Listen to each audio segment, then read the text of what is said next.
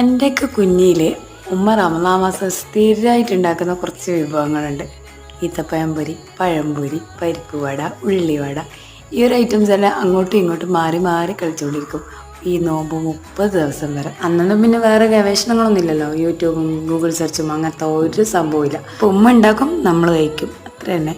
പിന്നെ അതിന് വേറെ അഭിപ്രായങ്ങളോ കാര്യങ്ങളോ ഒന്നും തന്നെ നമ്മൾ പറയലില്ല. ഉണ്ടാക്കി തന്നോ, കഴിച്ചിരിക്കും. അന്നൊന്നും പിന്നെ ഈ എരിവുള്ള സാധനങ്ങളൊന്നും അധികം ഉണ്ടാക്കില്ല, ചെറിയ മക്കളല്ലേ. അങ്ങനെയൊക്കെയാണ്. നോമ്പില്ലെങ്കിലും ആ സമയമാകുമ്പോഴത്തേക്ക് നമുക്ക് നോമ്പ് തുറക്കാൻ എന്തെങ്കിലും ഉണ്ടാകണം കേട്ടോ, അത് മസ്റ്റാണ്. അപ്പോൾ ഇന്ന് ഞാൻ ഉണ്ടാക്കാൻ പോകുന്നത് ഈത്തപ്പഴം പൊരിയാണ്. ഉമ്മ ഉണ്ടാക്കുന്നത് പോലെയല്ല, അതിന് ചെറുതായിട്ട് ഞാനൊന്ന് മാറ്റി പിടിച്ചിട്ടുണ്ട്. ഉമ്മ ജസ്റ്റ് ഈത്തപ്പഴത്തിൻ്റെ നെട്ടും ബോൾട്ടൊക്കെ കളഞ്ഞിട്ട് അങ്ങനെ തന്നെ അങ്ങ് മാവിലിട്ട് പൊരിക്കും.